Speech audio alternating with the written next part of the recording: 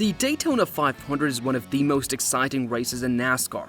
It is also one of the most dangerous. The cars reach speeds of over 190 miles per hour, and when something goes wrong, the crashes are terrifying. Drivers risk their lives every time they step onto the track. Ryan Preece understands this better than the most. He now has survived 2 brutal airborne crashes at Daytona, and both times, the NASCAR community has held its breath. In the 2023 Coke Zero Sugar 400, Preece's crash was one of the scariest in recent history. With just 5 laps left in the race, his car lost control, rolled violently through the grass, and finally came to a stop in flames. It was a miracle that he walked away unharmed. 3 Fords have separated themselves. A big push coming now for Harvick. And around goes a couple cars. Preece upside down. He's barrel rolling. The entire NASCAR community watched in shock. When Preece's car finally came to a stop, everyone held their breath. Would he be okay? Could he get out of the car? Thankfully, he did. But the fact that he survived does not mean the problem is solved. Later, Preece admitted that during the crash, his only thought was about his daughter. He knew how lucky he was to walk away, but luck should never be the deciding factor in a driver's safety. Preece is not the only one speaking up. NASCAR veterans like Denny Hamlin and Kevin Harvick have also voiced their concerns. They all believe that more must be done to keep cars from going airborne. Elton Sawyer, NASCAR's senior vice president of competition, finally broke his silence on the incident. He assured fans and drivers that NASCAR was taking the crash seriously. Officials were already investigating what happened. They planned to analyze the wrecked car, talk to Preece and his team, and determine if any safety changes were necessary. Sawyer emphasized that the safety measures in place had worked. The car's structure held up, and Preece was able to walk away. But for Preece, just walking away is not enough. Daytona International Speedway has a long history of brutal crashes. Cars going airborne is nothing new. But Preece's car looked different. When his car lifted, it almost appeared as if it was doing a wheelie before twisting dangerously in the air and slamming into the wall. These types of crashes have many drivers worried. Some fans believe that as long as drivers are surviving, the current safety measures are enough. But Preece disagrees. He does not want to wait for a tragedy to force NASCAR to act. He does not want to be the reason change finally happens, especially if that comes too late. His concerns are understandable. In the summer of 2024, Michael McDowell also went airborne at Daytona. In the same race, Josh Berry had an even scarier crash.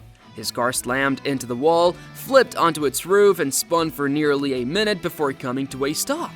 Both drivers walked away, but the crashes were horrifying to watch. Whoa! Berry's gone, and he goes up and over! Huge hit for Josh Berry! Preece believes this should not keep happening. If there is a way to stop cars from lifting off the ground, NASCAR must find it and implement it now. The sport has made huge improvements in safety, but some risks remain. The last fatal crash in the NASCAR Cup Series happened in 2001 when Dale Earnhardt Sr. tragically lost his life at Daytona. In NASCAR Mexico, the last fatality was in 2009 when Carlos Pardo died in a crash. Si va a haber bandera blanca, a ella le pegan a Carlos Pardo. No, qué golpe, eso no se vale. Eso. That means it has been over 15 years since a fatal crash in NASCAR's top divisions.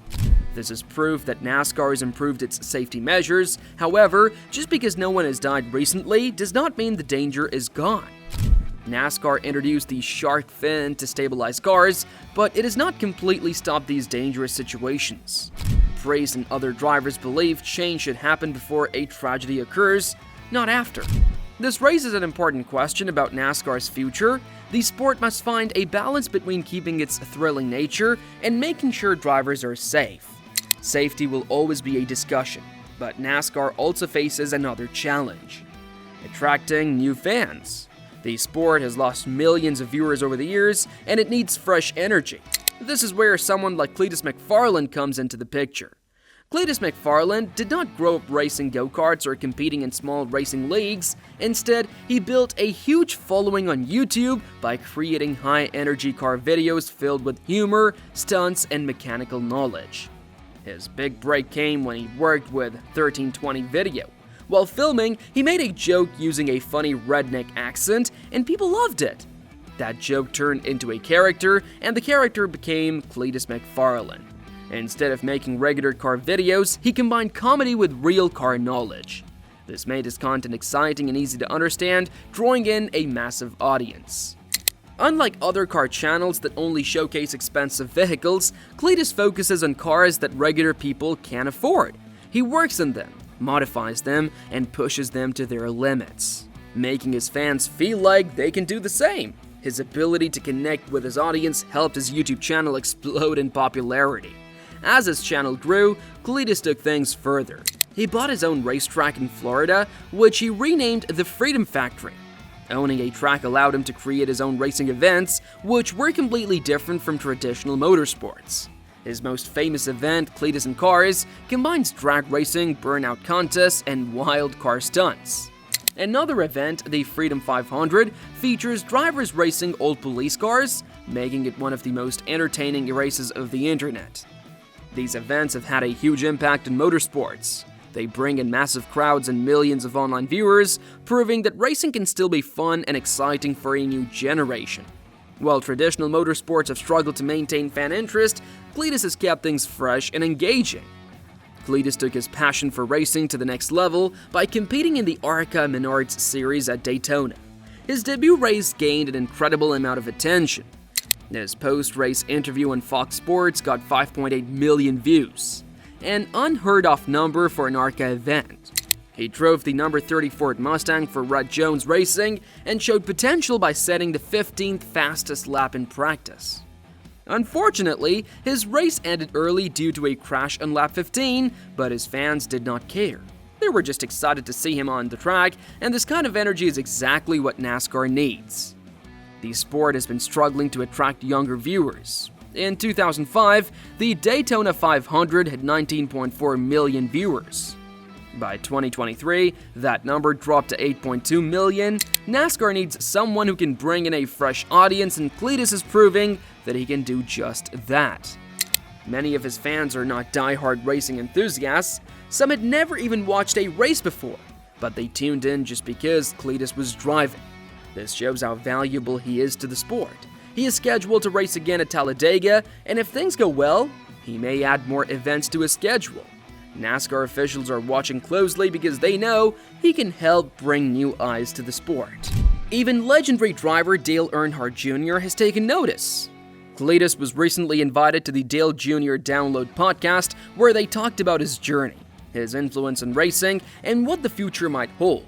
This kind of recognition shows that even NASCAR veterans see his potential impact. Some people might think Cletus is just a YouTuber who got lucky, but he's much more than that. He's a businessman who understands how to keep people entertained.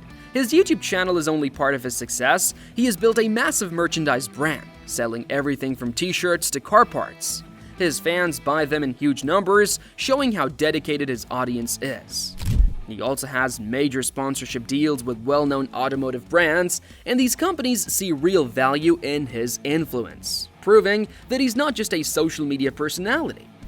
One of the biggest reasons for his success is his authenticity. He does not try to act like a professional racer. He talks to his audience like a regular guy, and that is why people love him. He makes racing fun, and he reminds people why they fell in love with cars in the first place. While NASCAR has been losing viewers, local racing events have struggled even more. Many tracks have shut down because they could not attract enough fans, and Cletus is helping change that by bringing excitement back to these types of events. His races at the Freedom Factory prove that grassroots racing can still be successful if it is presented in a fun and engaging way. He is also one of the few influencers who have managed to stay relevant for a long time. Many YouTubers lose their audience after a few years, but Cletus keeps finding new ways to entertain his fans. Whether it is a new type of race, a crazy car build, or an unexpected collaboration, he always has something exciting going on. This is why his audience keeps growing. NASCAR has a choice. They can take action now or they can wait. But if they wait too long, the consequences could be tragic. Preece is hoping they make the right decision before it is too late. But don't forget to comment down your thoughts on this. And while you're down there, make sure to hit that subscribe button as well.